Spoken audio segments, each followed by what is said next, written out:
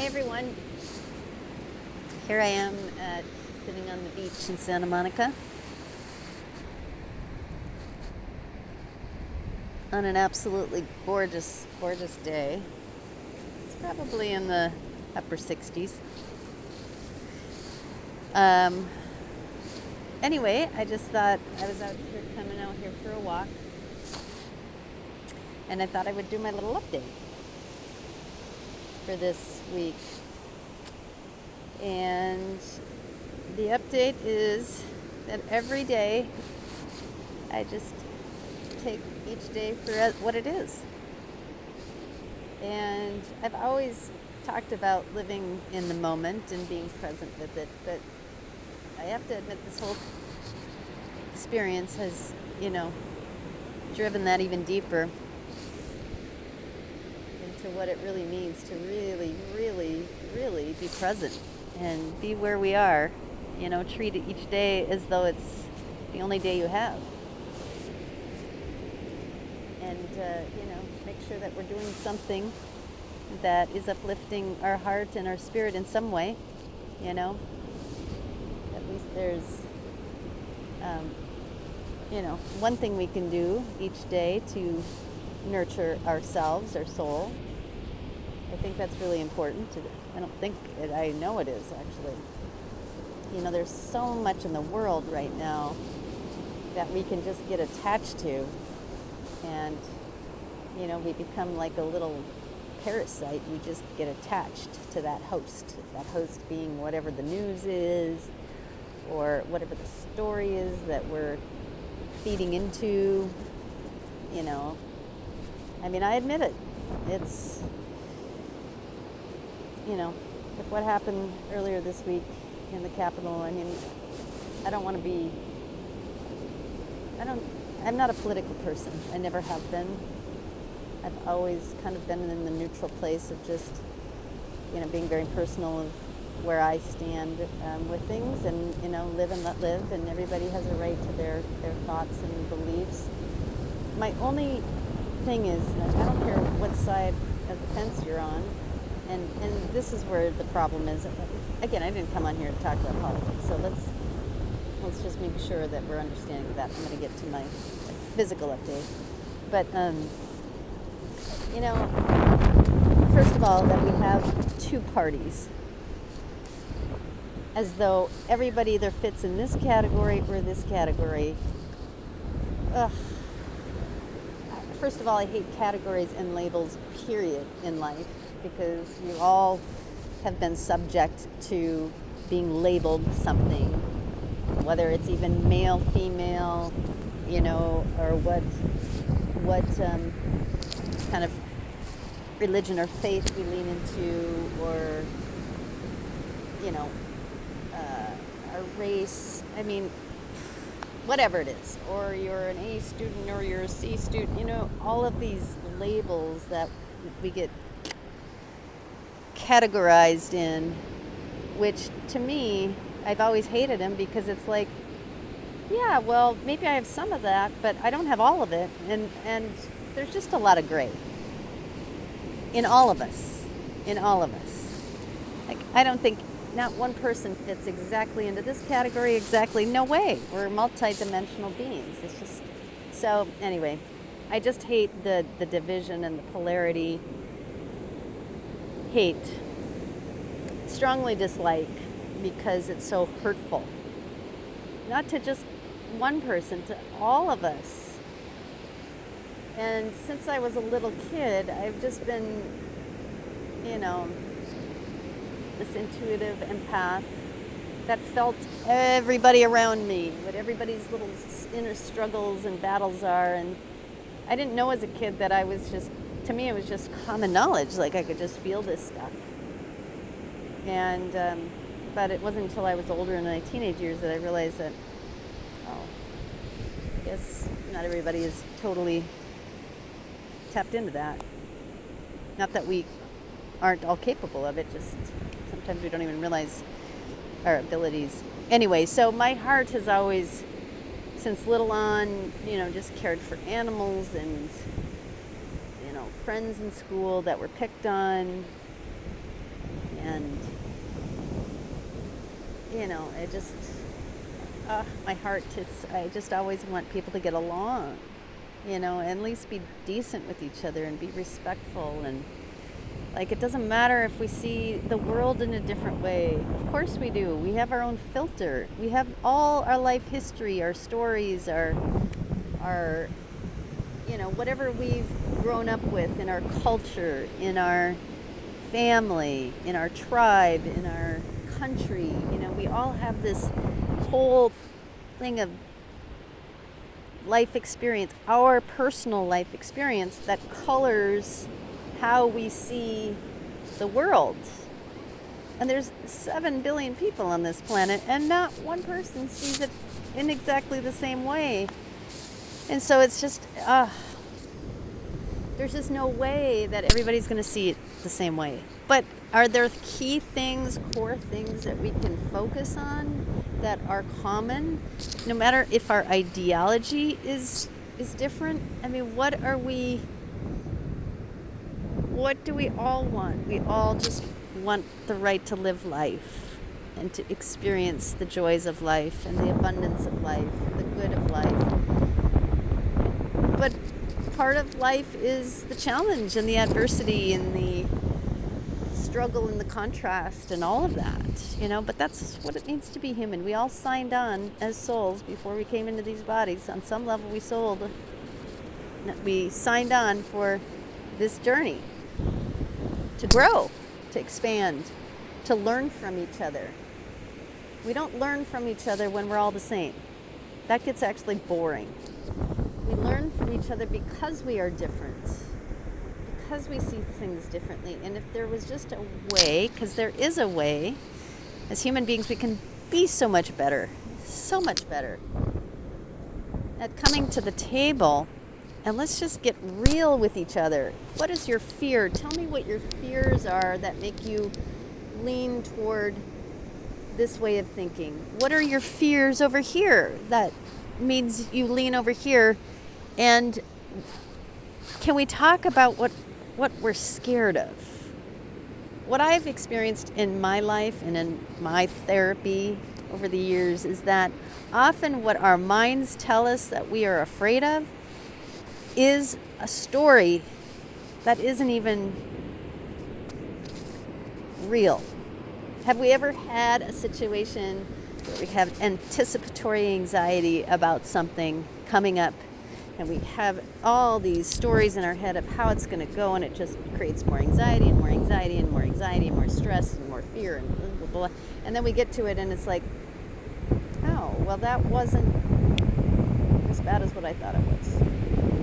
Almost 100% of the time in my life experience, that's what has happened. So our head and our minds can be so unruly and so undisciplined, and we have the survival brain in the amygdala part of our brain where we store all of our memories, all of our traumas, all of our fears. And if we don't get beyond that analytical mind and our stories, we see the world from a very, very fearful place. We see it from our wounding, from our stories that we've carried with us. But that isn't necessarily the truth. What happened to us in the past or whatever isn't what's happening now. But we like to carry the past into the present if we don't get beyond that survival brain. And that takes work. It takes work to get beyond our fears, to see beyond our fears, to identify where our core fears come from. And then, remember, okay, I'm projecting my life experience, my stories where I was hurt, where I had to protect myself. We're projecting that onto the current present scene. And we aren't seeing life just as it is for this moment, right here, right now. We're seeing it from our backstory and all of our fears, and we're attacking each other. Because when we come from the fearful brain, the survival brain, we start seeing each other as threats. We project our fear onto them and perceive attack.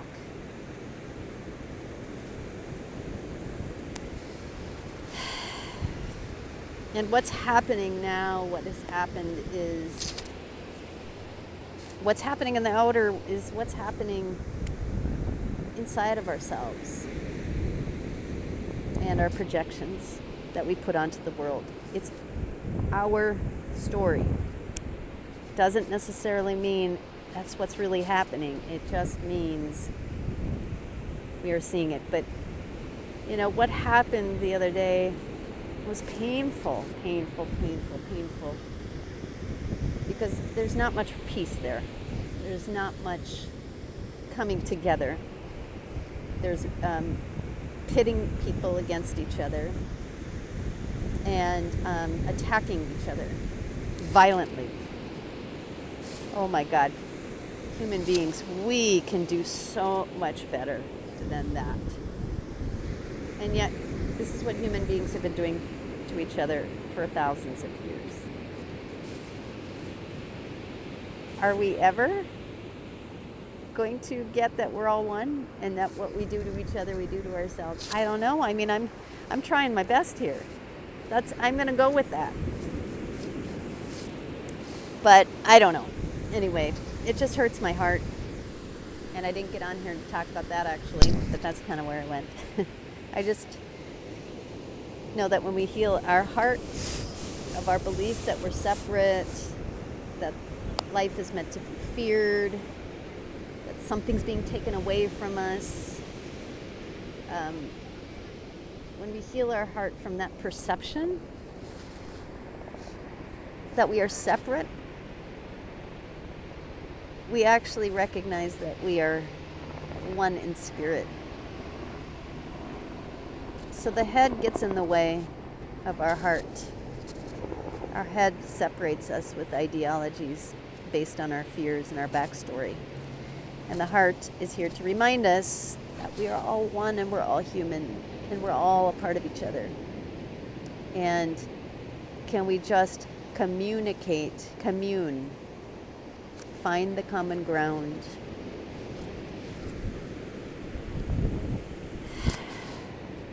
so that we all can actually continue to live on this planet. Otherwise, we might just destroy ourselves.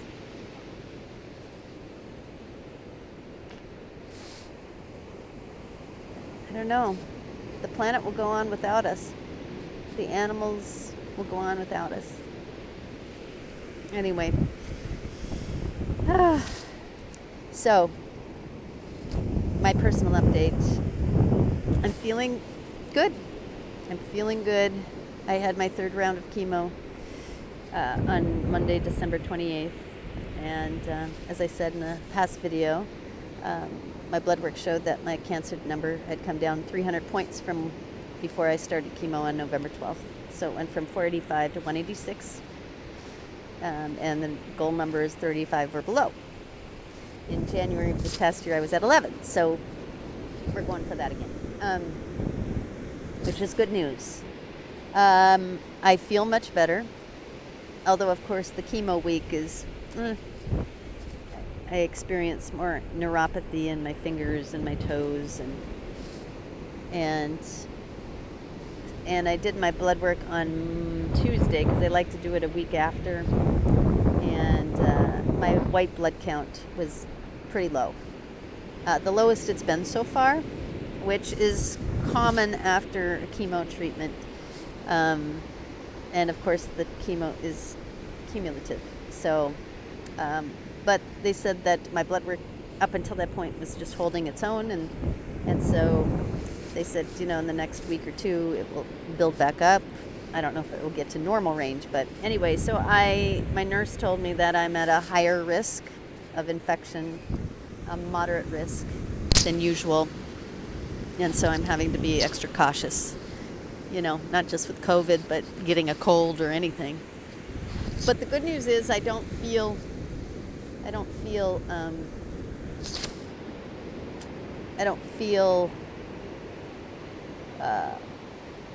I actually feel good. And I've been hiking And I actually taught myself a spinning class on my bike last night, 45 minutes. Felt good, I just paced myself. And so, yeah, I'm just taking it one day at a time. My next chemo session is January 21st. It's a week and a half. We'll see where my numbers are then. And I'm also in the process of moving.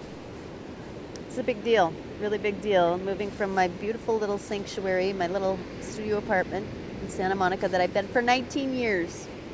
19 years, it's the longest I've lived anywhere. It's been my little sanctuary 2 blocks from this beach here. And moving in with my 2 dear friends, Stacy and Gigi, into a 3-bedroom here in Santa Monica. It's only a mile from where I live. But transitions are big, and they can be messy. Who likes to move? Yeah.